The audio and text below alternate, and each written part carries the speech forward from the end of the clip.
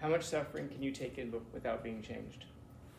Let's say that you're a big old sea, but that you're only about that deep. How much oil does it take to ruin you? Yeah. But if you're, say, 100 miles deep, which is massive, by the way, I mean, all the oil in the world probably couldn't pollute you. That's why I asked that question about how much suffering can you take in without being changed. 0, by the way. You're going to be changed by it. The question is going to be, how much are you going to be changed by it?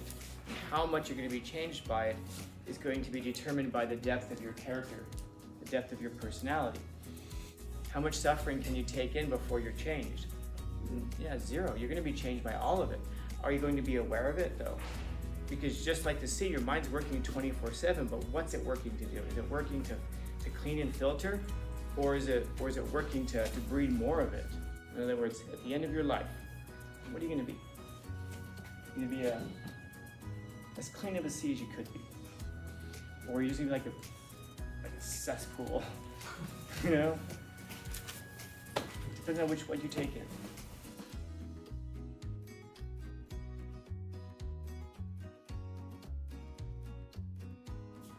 All right, so far so good? Yeah. Okay. So the sensor that Nietzsche is talking, one must be. So a person has to be a sea. So he's using the sea as a metaphor for the person. Yeah. That's why I was hitting on that so much before. We're saying you have to be the bigger person. What does it mean to be the person? Yeah. I think because the sea, like when you think of a sea like an ocean, like it's like really big, and like the sea would be considered strong because it's huge. Mm-hmm. So when you say be a bigger person, you should be as big as a sea because a sea is like powerful. It holds everything together. Yeah. It holds like the fish. It holds like all the pollution. Mm-hmm. So, It holds all the stuff that's on the surface. It also holds all the stuff that's below the surface. That's why the ocean is a metaphor for your mind. yeah. When you hear that story about Jonas, it's not just a story about a guy who gets swallowed up by a fish. It's a story about a guy who's out there and gets brought down into the subconscious and gets swallowed up by the things in his subconscious. When you walk out to the beach, you look out across the ocean, you're like, it's so peaceful. And we think of the ocean, and we like to wear a sweater, and we say, this is my peaceful place. But wait till you go in it. Yeah, but if you could go underneath the water, what do you find? Chaos. You find stingrays, you find sharks, you find fish swimming for their lives. But then we go back above the water, it's so beautiful. Back down there, just fish killing each other, blood everywhere, shipwrecks. Yeah, yeah, plants that will kill you. And then we come back above. I love just the beach, you know? It's just water. Yeah. That's because the things that are on the top of our minds are not the dangerous things about us. It's the things that are below our consciousness that are dangerous. Yeah. How much suffering can you take in without being changed? So then, if that's the case, how deep does the water? Let's say that let's say that you're a big old sea, but that you're only about that deep. How much oil does it take to ruin you? Yeah. But if you're, say, 100 miles deep, which is massive, by the way, I mean, all the oil in the world probably couldn't pollute you. That's why I asked that question about how much suffering can you take in without being changed. 0, by the way. You're going to be changed by it. The question is going to be, how much are you going to be changed by it? And how much you're going to be changed by it is going to be determined by the depth of your character, the depth of your personality. Say that again, that last part. The sea has to contain it all. Let it settle in for a second. How much time of the day is the sea dealing with its impurities, the things that have been dumped into it? 24 hours. How much time a day are you spending? Like minutes. Maybe less. Like 24 hours. Does the sea realize it's doing it? No. Do you realize you're doing it? No. But you are. In the exact same way. The sea is constantly battling the impurities that are dumped into it, either from within or from without.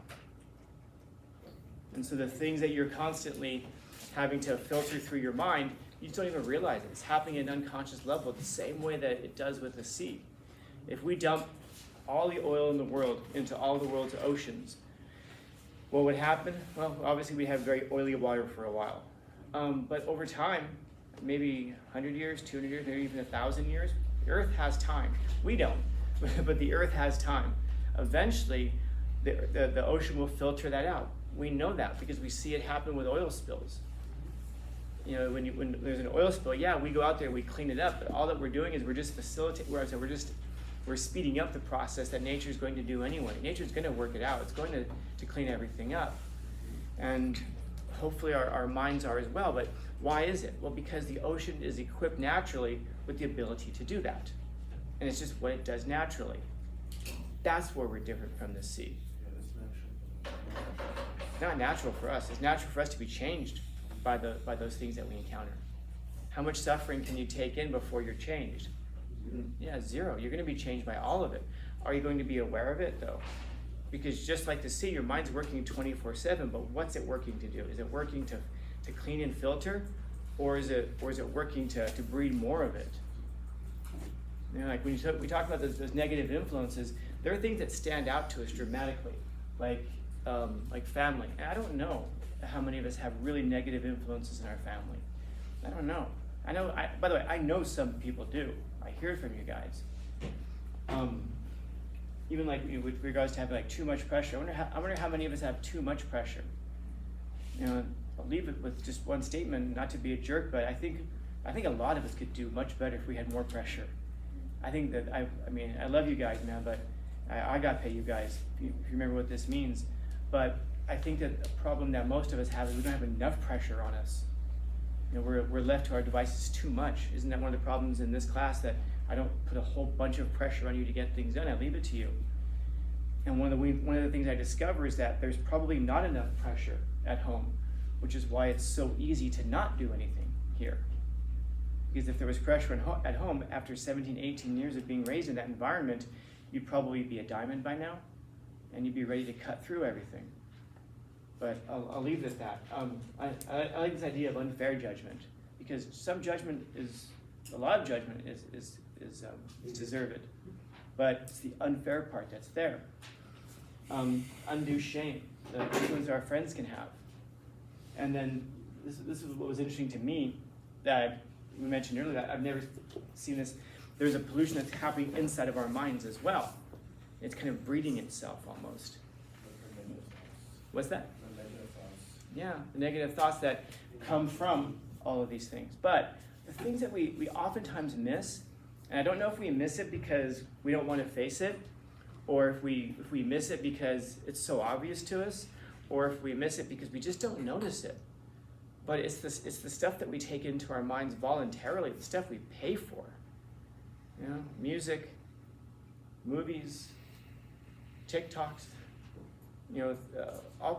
whatever it is that we're consuming voluntarily. That, well, I don't pay for those things. Oh, you do pay for it. You don't realize it, but you do pay for it. If you're not putting out, if you go to McDonald's and you're putting out money, you're the customer. Does the cow put out money when it goes to McDonald's? No, that's because it's the product. If you're not paying for something, you're the product. You're not the, and you might be like, oh, that's fine, somebody else is paying for it. No, ultimately you are paying for it. We just don't realize it. We don't see a bigger picture. We just see the very narrow thing in front of us. But like, think about the music that you listen to. Think of some of your favorite songs. What do some of those lyrics say? Well, I'll let you think about it for a second. Maybe they're positive, uplifting, encouraging. Maybe. I don't know how. I'm just thinking of some songs in my head. I don't know how we take those things and we make them into positive things. And then when we mention them, people like Megan Thee Stallion. Where's the positive message in there? What can we learn at a deep existential level from WAP? Which, by the way, is even pronounced wrong. If you look at the letters, it should be spelled WAP. But what do we learn from these things? Oh, it's just a song. Nothing is just anything. The question could be, how narrow is the stream? But it's still a stream. It's still a stream. And it's only from narcissism that we think, or maybe just willful ignorance, we want so much to enjoy it that we ignore that it is still the stream. It still influences us. How much suffering can you take in without being changed? 0. How much art can you take in without being changed? 0. How much sunlight can you take in without being changed? 0. Everything that you take into your mind is going to change you. The question is going to be, how much? Well, I don't know how big is the stream and how deep is the sea? How deep of a sea are you? Do we focus and work towards becoming a deeper sea? Do we train ourselves and practice having those chemicals in our mind that will filter out those negative influences the way that the sea does? The sea has it naturally. We had to develop it, unfortunately. Those are the critical thought processes, the willingness and the ability to stop and analyze something, and the honesty, and by the way, to use a popular term of our time, the self-care. To think, you know what, this music, it's catchy as all hell. I enjoy it, but this is bad for me. This is changing how I view the world. This is changing how I view society. This is how, and not in a positive way. And that doesn't mean that every song that you listen to has to have a positive message, because some of the most positive messages are some of the worst ones. I am beautiful no matter what they say. Words can't bring me down. Well, then how can words possibly lift you up if they can't bring you down? It's a meaningless statement. It sounds good if you don't think about it. But if what you're taking from there is, no, I am beautiful, versus, it doesn't matter, I'm beautiful. No, you're not. You've got to, whatever. You've got some part of you that's hideous. And I don't mean by the way, I don't mean that physically. I mean there's an outlook that we have. There's a view that we have. There was somebody in here during nutrition, one of my former students, she was raging about this thing called it's called the trolley case. You guys have seen the trolley case before. Did we do it in this class a while ago? No? Okay. Oh, it was the one person on one side, yeah, and like 5 people, yeah, 5 kids on one side. Yeah. You gotta choose which one to pull. Yeah. Are you familiar with it, or did we talk about it in this class? We were talking about it in 10th grade. Okay. So I won't go into it because it's a long story, but one of the aspects of it is whether or not you let a toddler drown when you can save them. And this the student was revisiting it in a 12th grade class, and she was remembering when she was in 10th grade, and she was talking about how many students in the class said, yeah, let a toddler drown, and they were laughing about it. And she's like, because they're trying to be funny, they're trying to be edgy. And she was trying to articulate it, and I was listening to it, and she was trying to point out that to those people, being edgy meant being horribly wicked and hideously disfigured on the inside, completely corrupted. There's something to be said for dark humor, but at what point do you laugh at dead toddler jokes before you stop caring about dead toddlers? I don't know, I guess it depends on the person. How deep is that sea? How many images online can you see of dead people or people dying before the thought of a dead person or dying people no longer bothers you, such that you can see horrible things happen in the world? We just shrug our shoulders and go, people die. Yeah, we can apply that to a lot of different cases. People die. Yeah, well, you know what? We see, a little kid gets molested. Kids get molested, right? No big deal. And by the way, I say that, and I know that there are people who will hear that and go, yeah, 99% of us are going to go, that's disgusting, that's horrible. Yeah, I'm glad that we're not desensitized to that yet. But understand that it's a very small step once you dehumanize people.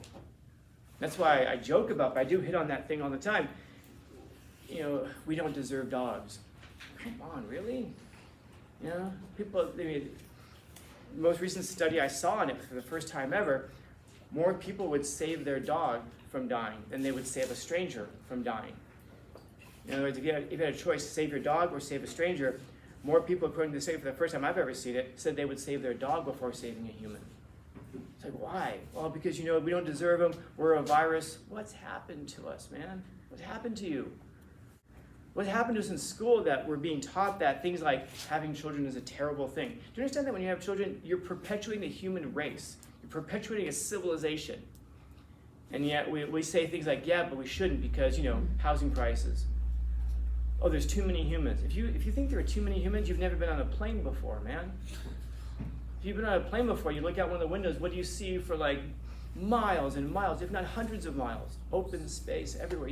The whole human population, and I think it's with a few square miles of land per person like that can all fit in the state of Texas.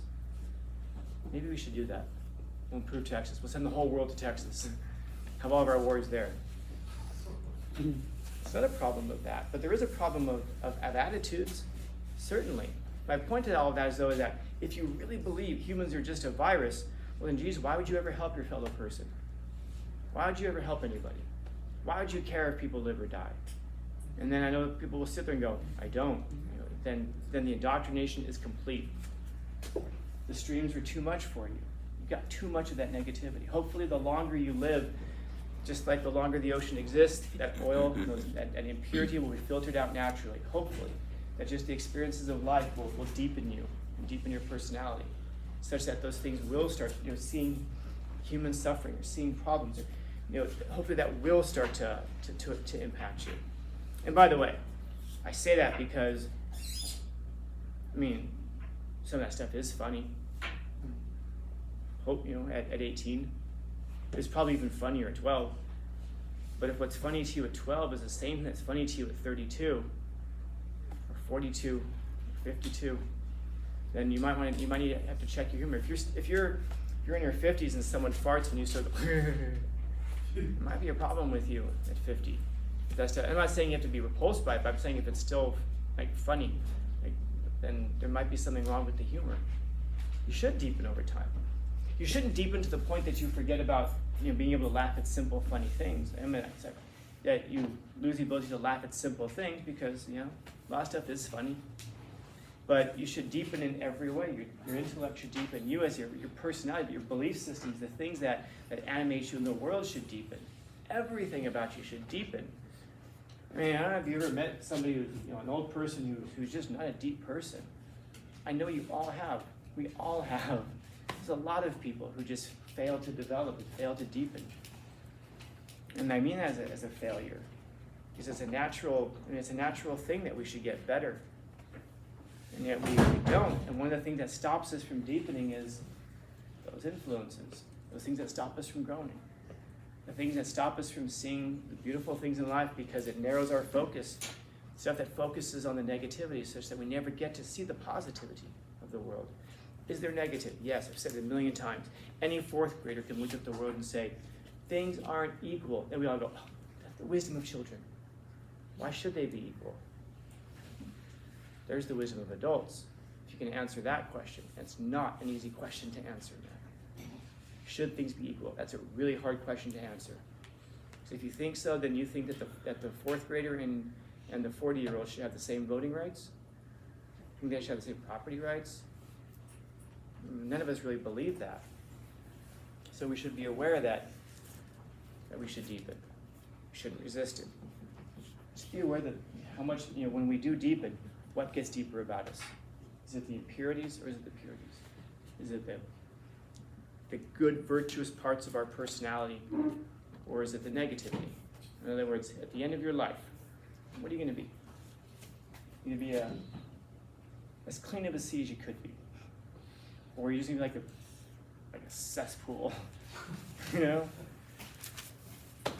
on what you take in. Questions, comments, concerns, complaints, criticisms, critiques?